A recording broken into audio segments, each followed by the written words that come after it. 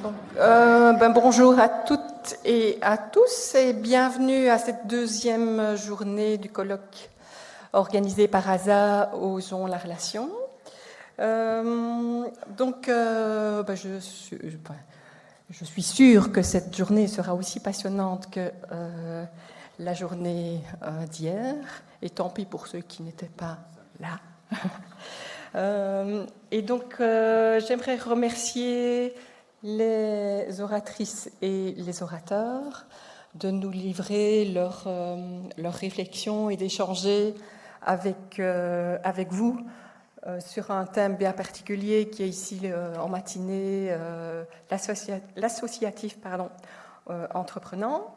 Donc Jean Blairon, je ne dirais pas que c'est encore notre grand timonier, mais plutôt notre grand ensemblier, donc le modérateur, et les 8 services d'accompagnement de la région wallonne qui ont organisé ce colloque, particulièrement Safemo qui nous accueille ici à Ouvelet, et aussi une grande pensée pour Caroline Buchen pour tout ce qui est communication. Voilà.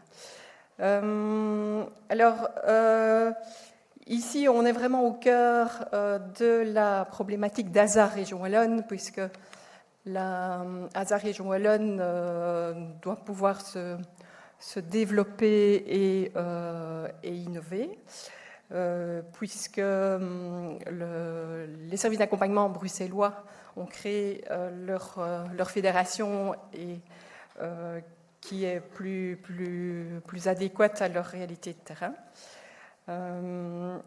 C'est vraiment l'avenir d'ASA Région Wallonne qui nous intéresse à nous, organisateurs. Donc j'ai relevé hier quelques notions qui, moi, évidemment, me parlent.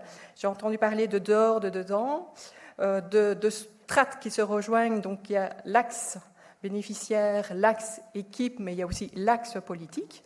Et ces axes sont interdépendants. On a parlé aussi de résistance, d'alliance, de concertation, d'intelligence et de liberté contagieuse.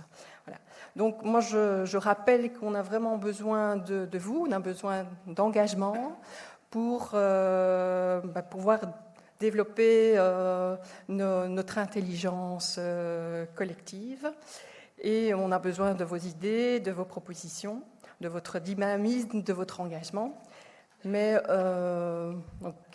Nicole Delcourt, qui a la responsabilité de conclure ce colloque, vous en parlera mieux que moi.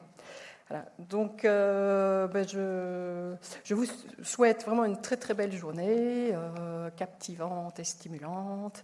Et je laisse la parole à Jean Blairon. Ah oui, une petite chose. Philippe de Feit s'excuse, mais il est convalescent, donc il ne pourra malheureusement pas être présent parmi nous aujourd'hui. Donc, il s'en excuse. Voilà. Bonne journée.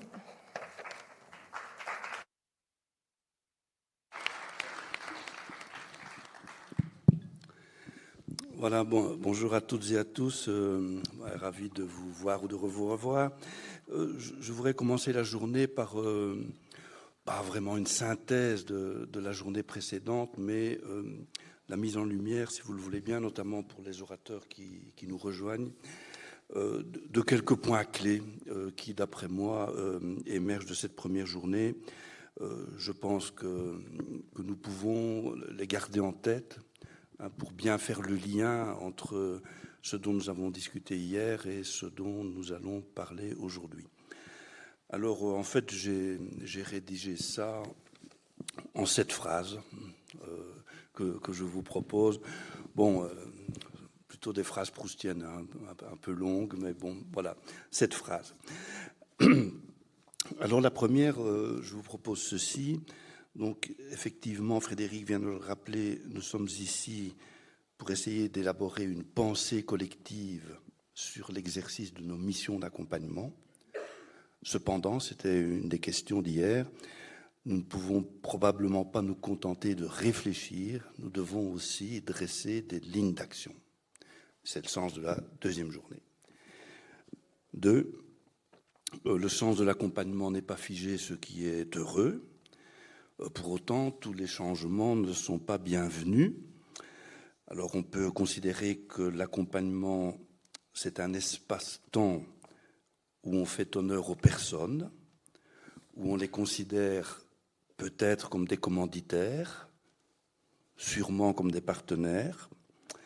Alors si ce sens nous convient, il faut aussi convenir qu'il se heurte aux logiques managériales qui ont pénétré le champ de la santé, le champ du travail social et, j'ajoute, le champ des services publics, malheureusement.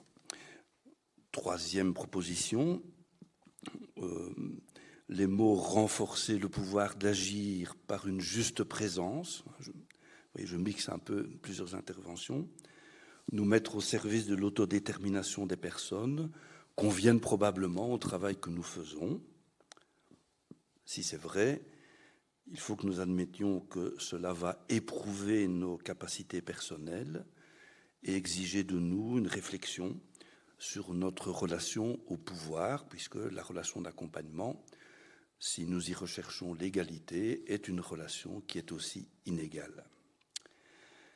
Si c'est vrai tout ça, nous ne sommes pas tellement différents de ce qu'on a appelé les animateurs, ce que Marcel Ichter a appelé les animateurs en éducation permanente, dont acte. Quatrième proposition, le refus de nous laisser enclore dans nos pratiques, dans une logique de programmation, ne postule pas d'office que ce que nous faisions soit indéterminé, mais au contraire que nous y soyons très déterminés. Donc déterminés à créer ce qu'il faut, ne serait-ce que pour que la situation de handicap se vive dans un maximum de liberté et soit porteuse du moins de discrédit possible.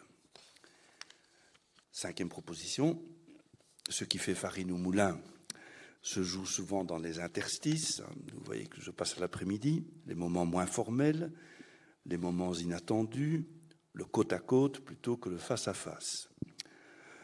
Pour autant, cette position ne semble possible que si l'action des travailleurs est connectée à une institution réellement soutenante et si, au niveau politique, on arrive à contrecarrer la logique managériale dont j'ai regretté tout à l'heure la prégnance.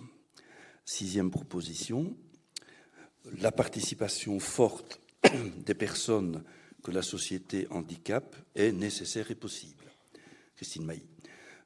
Elle est possible comme travailleurs engagés dans des équipes mixtes, comme militants, comme experts de leur vécu, pouvant inspirer les professionnels, mais aussi les administrations et les responsables politiques.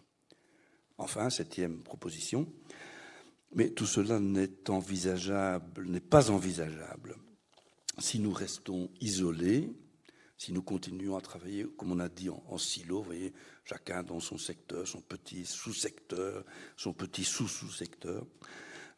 Donc, puisque nous sommes dans une société où la violence sociale s'aggrave, nous sommes dans un état social actif où les souffrances sociales des personnes se reportent sur les travailleurs. Donc, le pouvoir d'agir des personnes handicapées postule un pouvoir d'agir des travailleurs. Le pouvoir d'agir des travailleurs exige que les associations, en alliance, assument un rôle politique. Voilà, c'est la synthèse que je peux vous proposer des travaux d'hier. Et la septième proposition sur le rôle politique, c'est précisément la question de notre deuxième journée, et notamment de cette matinée. Donc ASA est une association d'associations, hein, rappelons-le, elle est une association. Elle est immergée dans un secteur associatif qui est très actif dans l'action sociale, dans l'action culturelle, dans le champ de la santé, de l'éducation, etc. Alors nous allons essayer de voir ce matin comment se porte ce secteur associatif. Est-ce qu'il est reconnu? Est-ce qu'il est soutenu? Est-ce qu'il se reconnaît lui-même déjà?